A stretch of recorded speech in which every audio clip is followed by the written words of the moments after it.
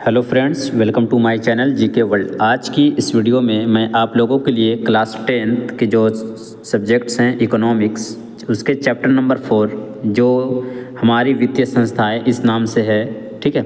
तो इस वीडियो में मैं इसी चैप्टर से जितने भी most important VVI objective question बन सकते हैं मैं उसको लाया हूं, और क्लास 10th के स्टूडेंट्स के लिए ये मोस्ट इम्पोर्टेंट वीडियो होने वाली है। तो अगर आप क्लास 10th के स्टूडेंट हैं तो इस वीडियो को पूरा फुल वॉच करें और अपने दोस्तों तक भी ज़रूर शेयर करें, और हमारे चैनल को सब्सक्राइब करना ना भूलें। चलिए बिना देर किए हम लोग बढ़ते हैं आज के क्वेश्चन की तरफ। तो हमारा आज का फर्स्ट क्वेश्चन है कि भारत के केंद्रीय बैंक कौन है, ठीक है। तो भारत का केंद्रीय बैंक जो है वो रिजर्व बैंक ऑफ इंडिया है। आपकी सहायता के लिए मैं यहाँ पे आंसर भी लिख चुका हूँ, ठीक है। आपका राइट आंसर हो जाएगा option A, reserve bank of India. इसे शॉर्ट में RBI भी कहा जाता है। तो अगर कहीं पे RBI लिखा हो तो आपका आंसर RBI हो जाएगा। क्वेश्चन नंबर 2, बैंक का कार्य नहीं है, यानी निम्नलिखित में से कौन सा ऐसा कार्य है जो बैंक का नहीं है, ठीक है। तो बैंक का कार्य जो है वो बी नहीं है, यानी कि स्वयं सहायता समूह बनाना ये बैंक का काम नहीं है। बाकी लॉकर सुविधा, नगद साख और क्रेडिट कार्ड, ये तीनों काम जो है वो बैंक का है, मगर स्वयं सहायता समूह बनाना ये बैंक का काम नहीं है। क्वेश्चन नंबर 3, भारत में सहकारिता आंदोलन का प्रारंभ कब हुआ, यानी सहकारिता समिति बनाने का जो आंदोलन हुआ उसकी शुरुआत कब हुई थी। तो आपका राइट आंसर हो जाएगा ऑप्शन ए, यानी कि 1904 ईस्वी में, ठीक है। क्वेश्चन नंबर 4, व्यावसायिक बैंक निम्न राशि जमा नहीं करता है, यानी कौन सा राशि जो ऐसा है जो व्यावसायिक बैंक जमा नहीं करता है। तो वो है अग्रिम जमा निवासी राशि, इसको जो है वो व्यावसायिक बैंक जमा नहीं करता है। आपका राइट आंसर हो जाएगा option D. Question number 5, Bharat की वित्तीय राजधानी किस शहर को कहा गया है। तो भारत की जो वित्तीय राजधानी है वो मुंबई शहर को कहा गया है। आपका राइट आंसर हो जाएगा option A. Question number 6, banking एवं वित्तीय क्रियाओं का संचालन होता है। तो बैंकिंग और वित्तीय क्रियाओं का जो संचालन होता है वो किसके द्वारा होता है। तो वो वाणिज्य बैंक के द्वारा होता है। आपका राइट आंसर हो जाएगा ऑप्शन बी। क्वेश्चन नंबर 7, दीर्घकालीन ऋण प्रदान करने वाली संस्था कौन सी है। तो दीर्घकालीन ऋण प्रदान करने वाली जो संस्था है वो है भूमि विकास बैंक। आपका राइट आंसर हो जाएगा ऑप्शन सी।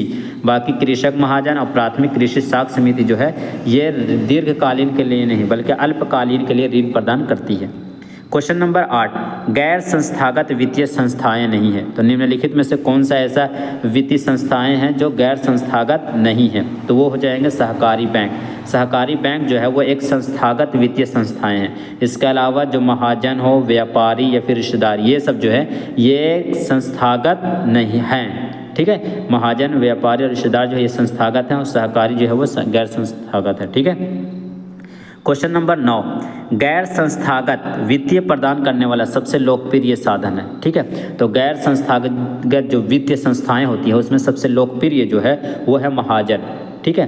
तो आपका राइट आंसर हो जाएगा ऑप्शन बी, यानी सबसे ज़्यादा लोग जो गैर संस्थागत वित्तीय देने वाले हैं वो महाजन सबसे लोकप्रिय है। क्वेश्चन नंबर हमारा 10 है कि राज्य में सूक्ष्म वित्त कार्य करती है। राज्य में जो सूक्ष्म वित्त है वो कैसा कार्य करती है। तो वो गरीब तबके के लिए काम करती है, ठीक है। आपका राइट आंसर हो जाएगा ऑप्शन ए। क्वेश्चन नंबर 11, इनमें से कौन संस्थागत वित्त का संस्था है, ठीक है, साधन है। तो संस्थागत वित्त का साधन जो है वो व्यावसायिक बैंक है। बाकी सेठ, साहूकार, रिश्तेदार और महाजन ये गैर संस्थागत वित्त का साधन है। आप याद रखें कि संस्थागत जो है वो व्यावसायिक बैंक है और इसके अलावा जो और 3 है वो सब गैर संस्थागत वित्त का साधन है। तो आपका राइट आंसर हो जाएगा ऑप्शन सी।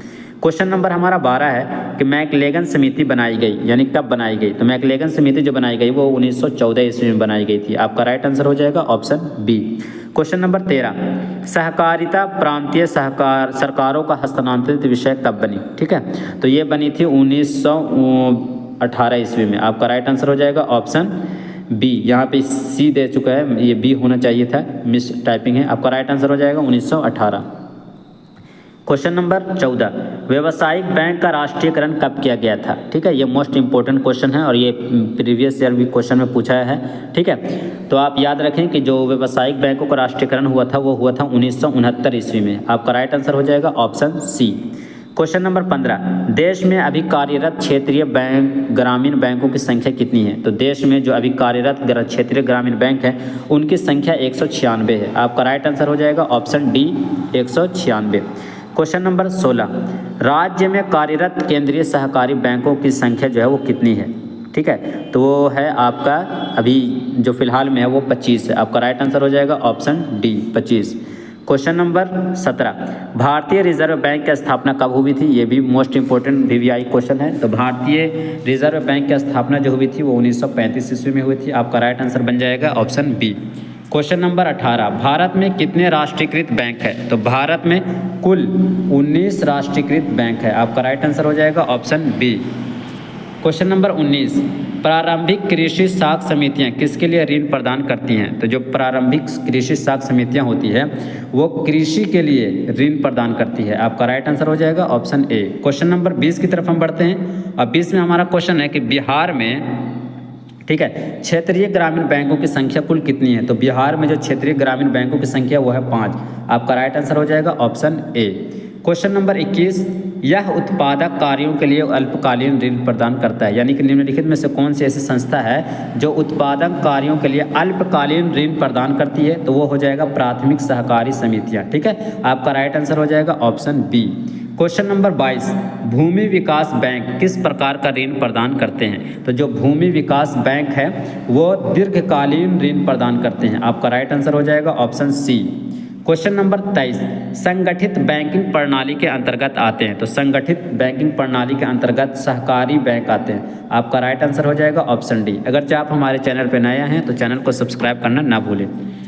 बढ़ते हैं क्वेश्चन नंबर 24 में, भारतीय पूंजी बाजार का अंग नहीं है। निम्नलिखित में से कौन सा ऐसा है जो भारतीय पूंजी बाजार का अंग नहीं है? तो वह है विकास वित्तीय संस्थान। ये जो है ये भारतीय पूंजी बाजार का अंग नहीं है। तो आपका राइट आंसर हो जाएगा ऑप्शन सी।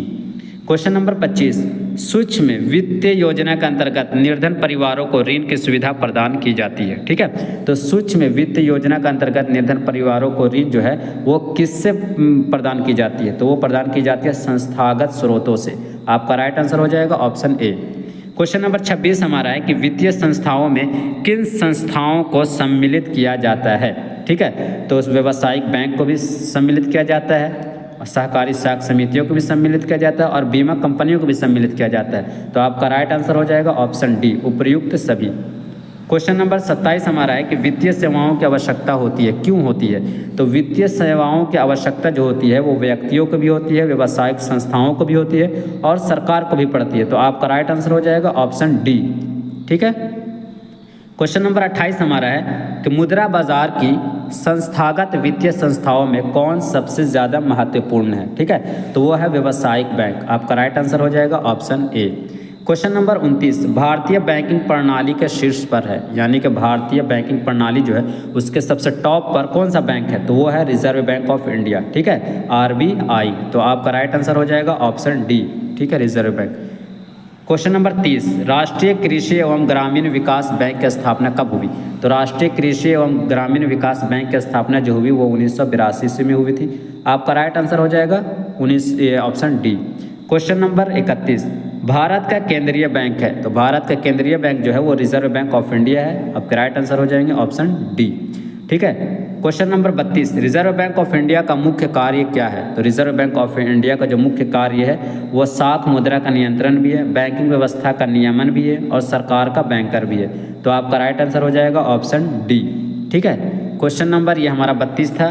क्वेश्चन नंबर 33 हमारा है कि निम्नांकित में संस्थागत वित्त का साधन कौन है? तो निम्नलिखित में जो संस्थागत वित्त का साधन है वो है ऑप्शन सी, यानी कि व्यावसायिक बैंक। ये संस्थागत वित्त का साधन है। इसके अलावा जो और 3 है ये गैर संस्थागत वित्त का साधन है। ठीक है, क्वेश्चन नंबर 34 हमारा है कि बिहार के वित्त के संस्थागत स्रोतों में कौन सबसे ज़्यादा लोकप्रिय है या कौन सबसे ज़्यादा महत्वपूर्ण है? ठीक है, तो वो हो जाएगा व्यावसायिक बैंक। आपका राइट आंसर हो जाएगा ऑप्शन बी।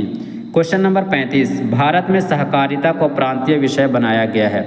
तो भारत में सहकारिता को प्रांतीय विषय कब बनाया गया है? तो वो 1919 ईस्वी में बनाया गया। आपका राइट आंसर हो जाएगा ऑप्शन बी। ठीक है, क्वेश्चन नंबर 36 कि केंद्रीय सहकारी बैंकों का संगठन होता है। तो केंद्रीय सहकारी बैंकों का जो संगठन होता है वो किस स्तर पे होता है? तो वो होता है जिला स्तर पे। आपका राइट आंसर हो जाएगा ऑप्शन बी।